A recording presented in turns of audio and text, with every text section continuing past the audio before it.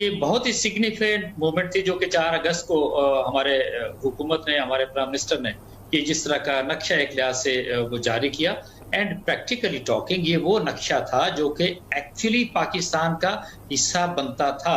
और हुआ ये कि इनिशियली आप कह सकते हैं कि 47 से लेके अगले चंद सालों तक तो ऐसा होता था कि ये नक्शा इसी तरीके से जाहिर होता था, लेकिन फिर हल्के हल्के वो आपको फील हुआ कि हाँ, जैसे वो नक्शा कुछ लोगों ने ऐसे बीच में से गायब करना शुरू किया।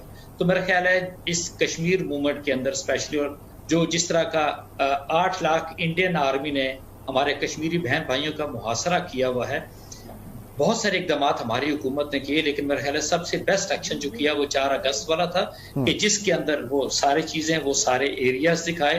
लद्दाख का एरिया है, श्रीनगर का है, जम्मू कश्मीर का है, और फिर कुछ एरिया ये गुजरात का भी एक लिहाज से आता है जिसको सर्टनी पाकिस्तान क्लेम करता है। अच्छा, और उसी के साथ मैं आपसे ये कहूंगा कि एससीओ, जो मतलब एससीओ की बात हम करते हैं, शंघाई कोऑपरेशन ऑर्गेनाइजेशन की आप बात करें, उसके अंदर जब एनएसएज, नेशनल सिक्योरिटी एडवाइजर्स की आपस में मतलब ऑनलाइन जब उनके एड्रेस था एक दूसरे के साथ, आप मोईद यूसुफ जो हमारे नेशनल सिक्योरिटी एडवाइजर है, मेरे ख्याल बड़ा इंटेलिजेंटली, और डेफिनेटली जब आप नेशनल सिक्योरिटी एडवाइजर मौजूद हैं वहां पर, आपने वहां पाकिस्तान का नक्शा जब उसके ऊपर डिस्प्ले किया है, तो अगर फर्ज करें यही नक्शा किसी तरह का अगर इंडिया की तरफ फर्ज करें, अगर वो अपना किसी तरह का करते तो मे बी वो उनका अपनी एक साइड आती है। बट नॉर्मली होता ही है कि जब आप पॉलिटिकल मैप कोई हुकूमत इशू करती है तो, और अच्छा आपने जो पॉलिटिकल मैप इशू किया वो है जो कि with in the context of overall United nation की जो करारदादें हैं, सिक्योरिटी काउंसिल की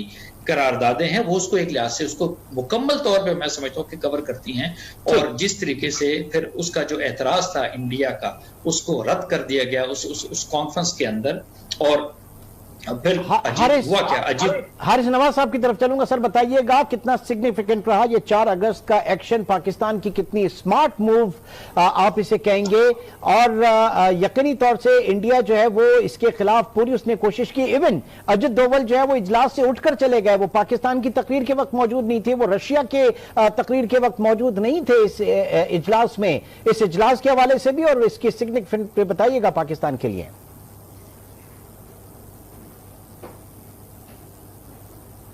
हारिस नवाज साहब,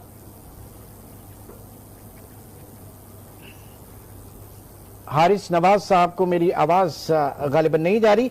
जमील अहमद साहब भी हमारे साथ मौजूद है। जमील साहब बताइएगा पाकिस्तान की सिफारतकारी जो है कितनी और स्ट्रेंथन होगी विद रिगार्ड्स टू कश्मीर, और पाकिस्तान का जो मौक़िफ़ है अब और कितने बेहतर तरीके से हम आगे लेकर चल सकेंगे। जमील साहब, ये यकीनन एक मस्बत मूव है ये, और ये एक सरप्राइजिंग मूव भी रहा खास तौर पे इंडिया के लिए। शायद वो एक्सपेक्ट नहीं कर रहे थे कि बैकग्राउंड में ये मैप होगा। दरअसल ये मीटिंग एससीओ की उन जुजियात मीटिंग में से है जो कि आर्टिकल एससीओ के आर्टिकल 10 के तहत सिक्योरिटी और काउंटर टेररिज्म वगैरह के लिए बुलाई जाती है।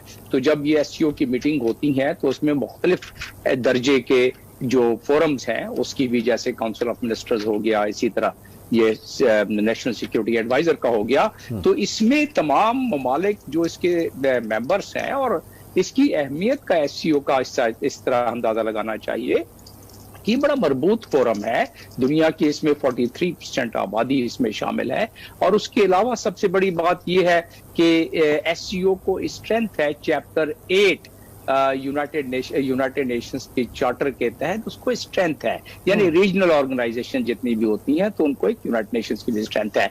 तो उस लिहाज से अगर देखा जाए तो एक अच्छी मूवमेंट है, लेकिन एक मल्टीलैटरल फोरम पे ये बात उठी है, और जाहिर है कि मल्टीलैटरल फोरम पे ही उठनी चाहिए। इंडिया तो बायलैटरल का राग अलापता रहा है बहुत अरसे से, लेकिन वो उसमें कोई आगे पेशरफ्त ना पहले हुई है ना आगे कोई उम्मीद है। तो लिहाजा ये मल्टीलैटरल डिप्लोमेसी में मल्टी डायमेंशनल डिप्लोमेसी बड़ी जरूरी होती है। ये तो एक जुज बड़ा अच्छा, बहुत उम्दा, बहुत मस्बत, लेकिन इसको बाकी जो मल्टी डायमेंशनल इसके मुहरिकात हैं, मिसाल के तौर पर जो इसकी लीगल डिप्लोमेसी साइड की एक बात है, जिसको कि हम अपने सफारत खानों के जरिए, जिसको कि हम न्यूयॉर्क में अपने PR के जरिए और मुख्तलिफ अंदाज में पब्लिक डिप्लोमेसी के तहत में उठाना चाहिए। वो क्या है?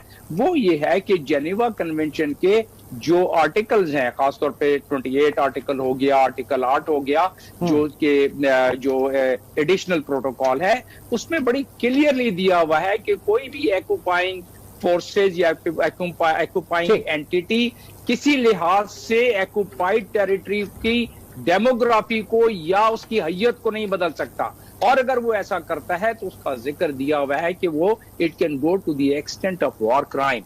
तो हमने उस चीजों को जिस अंदाज में पेश करना चाहिए था पूरी दुनिया में, उसमें थोड़ी कमाईगी और थोड़ी सी कमी रह गई। लेकिन जिस अंदाज में इमरान खान ने पिछले साल जनरल असेंबली में पॉइंट्स उठाए थे, उन हर पॉइंट्स को अगर देखा जाए तो वो हमारे फॉरेन पॉलिसी का हिस्सा है, और उसको उसी अंदाज में अपने सफारत खानों के जरिए, अपने डायस्पोरा के जरिए, अपने बाकी जो हमारे एंटिटीज हैं उनके जरिए हमें पूरी दुनिया तक फैलाना था। आपके इस कमेंट को सर, आपके इस कमेंट को हारिस नवाज साहब के सामने रखता हूं। हारिस नवाज साहब, पाकिस्तान अब जिस तरह से मूव कर रहा है, जो स्मार्ट मूव हुई, जिस तरह से एक्सेप्टेंस है, जिस तरह से रिकग्निशन है पाकिस्तान के पॉलिटिकल मैप की, आप कितना समझते हैं कि मकबूजा कश्मीर के हवाले से, अक़वाम मुत्तहिदा की करारदादों के हवाले से पाकिस्तान के मौक़िफ़ को और कितना बेहतर सुना जा सकता है, कितना मददगार होगा ये पॉलिटिकल मैप?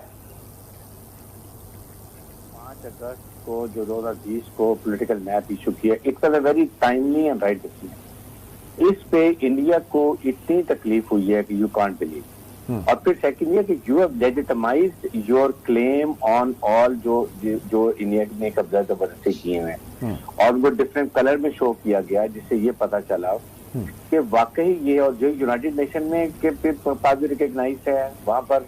उसके बाद अब SCO में जिस तरीके से पाकिस्तान ने इसको पेश किया, मोहित जूसफ ने, I think he did a standard job, he is a good communication skill. उसके बाद इंडिया को जो तकलीफ हुई और जिस तरीके से वहाँ SCO ने इसको एक्सेप्ट किया और इंडिया वहां छोड़ के चला गया, दिस शोज कि Pakistan is coming back into the comedy of Nations and is emerging as a very strong country.